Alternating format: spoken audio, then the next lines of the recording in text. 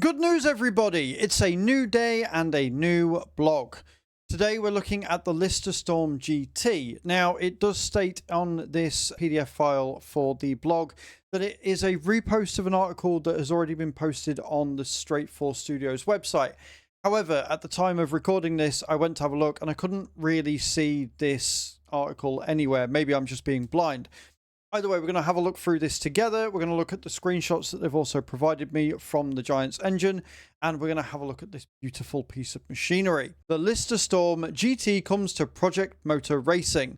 Once upon a time, when the mythical fire-breathing dragons of Group C were killed off by a deadly mix of politics and speed, ask Hitoshi Ogawa and Andy Wallace, both of whom broke their ribs during the same test while cornering the Eagle Mark III Toyota, the racing world fell into a wretched half-decade of sorrow. With the replacement LMP series proving a damp squib, the FIA had shifted their focus to GT1 by '95, a class that inevitably evolved into yet another manufacturer-only series dominated by big bucks.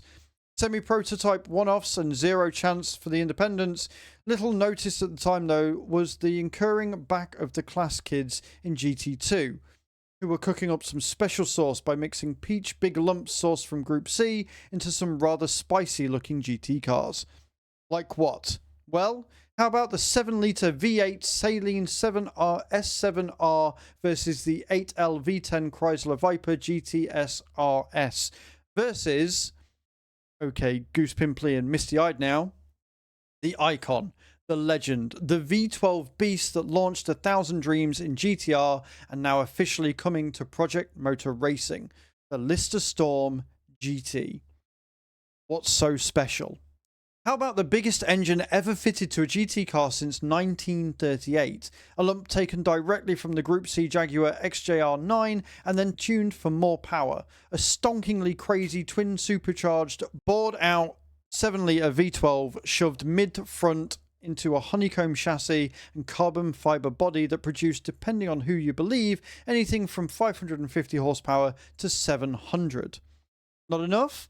How about just the sweetest sounding V12 you ever did hear in a GT car? Do you know what I like about these blogs? How much passion there is in the writing. Like, I love the blog posts from Farming Sim, don't get me wrong, they're very informative. However, there's no personality. It's very, and I hate saying this, but it's very German. It's very to the point. That it's just written. It's just fact. This is passionate. There's personality. There's story. There's love and affection written into these, and I absolutely adore it. Still not enough. Well, how about the car that bookended the very strange history of a little remembered British icon of motorsport that went from world beaters to oblivion and back to world beaters in less than 3 decades? Loving your Lister. Once upon a time, a tiny manufacturer named Lister Motor Company carved out a slice of motorsport history that by the 90s had been all but forgotten aside from a few greasy anoraks. Surprising, because they were Britain's most successful sports car manufacturer during the 50s, able to attract a who's who of British racing talent, Jim Clark, Sterling Moss, and the legendary GT dicer Archie Scott Brown. Lister's rise would prove as quick as their cars, and their demise. That rise began in '54 when George Lister founded Lister Engineering in Cambridge, England, with competition cars being the primary focus, starting with Lister MG. Lister introduced the Lister Jaguar in '57, which was equipped with a powerful 3.4-litre Jaguar D-Type XK inline-6 engine. The car gained immense popularity when it underwent an upgrade with an aluminium aero kit dubbed the Knobbly. If you have a few bob lying around and you're in the market for a rocket, Lister is now producing these legendary lightweight racers again, as Chris Harris discovered a few years ago.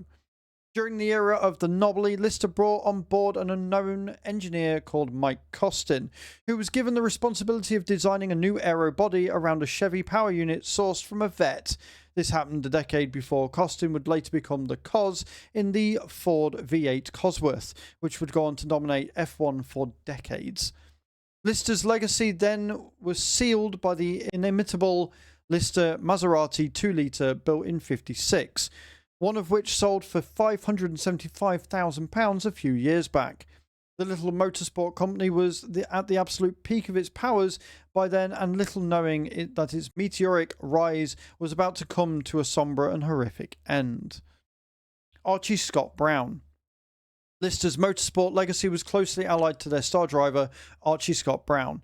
The diminutive Scotsman may have been born with only one fully functioning hand, as severely handicapped legs, but his exuberant style behind the wheel made him the absolute star of the 50s sports car scene. Even the great Fangio felt compelled to call Scott Brown the King of Drift. Like Clark at Lotus and Lauder at Ferrari, Lister and Scott Brown became an owner-driver partnership that dominated their era, with George Lister engineering cars that were beautifully agile and natural handling for Scott Brown to swashbuckle his way to wins and championships with his inimitable tail-out heroic bravura. All on the up and boys' own stuff until a grim day at Spa in May of '58, when Scott Brown, chasing down Maston Gregory in a sister Lister, lost it all just after the Blanchot into Clubhouse Bend, aged just 31. Devastated by the loss, George Lister pulled out of motorsport a couple of years later, and that was that. By the late 70s, the company had become a dormant entity, with George Lister's son, Brian, could not resurrect. And then came the storm. In '86, businessman Lawrence Pierce brought the once legendary motorsport concern and began building one-off modifications of the Jaguar XJS and other supercars, before embarking on a project that would bring Lister back from the dead. The road car for that project needed a homologation, was a 4-seater GT with a colossal 7-litre Jaguar unit and a flat 4 ground effect. Not surprisingly, it was the fastest 4-seater GT car ever made and kept that record all the way into the early noughties, but given its sticker price £220,000, only 4 were ever produced. 4 was enough, though, to launch Lister's new motorsport program after a quarter of a century in wilderness that began with the Lister Storms GTs that debuted at Le Mans in '95, up against peak-era GT1 machinery, McLaren F1 GTR, Ferrari F40 LM, Jaguar XJ220S, Porsche 911 GT2, etc. The Lister surprisingly off the pace, lasting but 40 laps before swallowing its own gearbox, defect that would continue to plague Lister for the rest of the decade. For '96, Lister got some much-needed sponsorship from Newcastle United. Yes, everyone loved it. And the Storm GTS got some much-needed love when engineer Jeff Kingston came on board, along with ex-F1 drivers like Jeff Lees, Tiff Needle and Kenny Ackerson. Much was expected, but at Daytona, in the first race of the season, Ackerson found himself the victim of an enormous off of an explosion shunt that totaled the Storm GTS, and from which an injured Ackerson was lucky to be carried away alive, albeit injured. Finishing Le Mans in '96 way off pace, but a finish is a finish, the Storm GTS was entered into the BPR Global GT Series, and that's when things started to gel. On their debut at the Nürburgring, they were on for podium before being let down by the box. As a result, that would reoccur the fall of the Suzuka 1000 kilometer when, again, running into Lister's box said enough. For '97, as a response to the all-conquering Mercedes-Benz CLK GTR and Porsche 911 GT1 semi-prototypes in GT1, the Lister Storm GTS was again redesigned, renamed the Lister Storm GTL, and sent out to battle at the FIA GT Championship with the British GT Championship, where it finally managed its first win late in '97.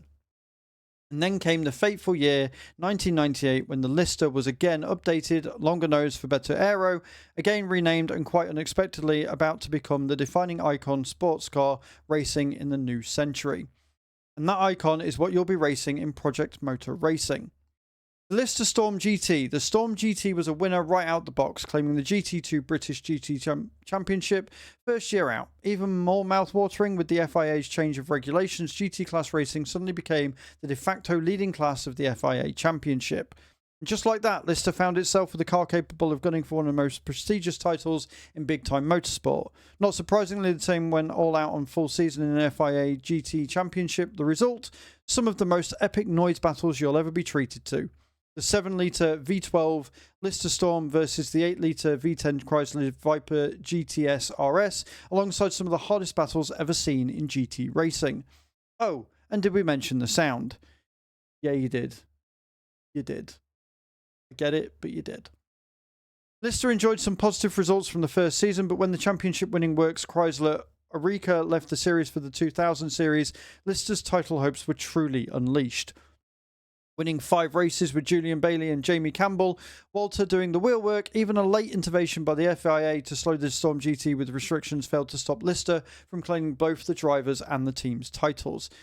After half a century, Lister was back.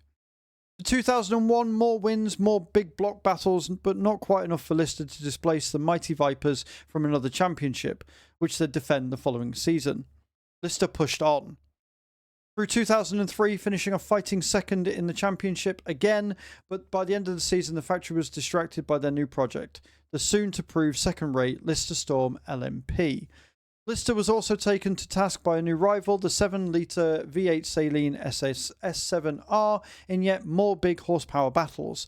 But in truth, the days of the Viper Lister Saleen had already seen its sunset, usurped by the all-conquering Ferrari 550s. And that was that. For 04, the Lister Storm GT managed only 1 point. 05 was equally as dire, and at the end of the season, on a cold, rainy day in November, Lister rolled the last of the Lister Storm GTs into the garage and shut its doors forever. Phoenix. And it was then the sim racing world would discover the mighty Lister Storm GT when it was reborn. All of its snorious glory for GTR and GTR2, a car that anyone who was around back then fell in love with. From the gorgeous cockpit to the sound of the V12 and the George Lister approved natural handling until you mash the throttle on exit, because then it transforms into an ode adrift to King Archie Scott Brown.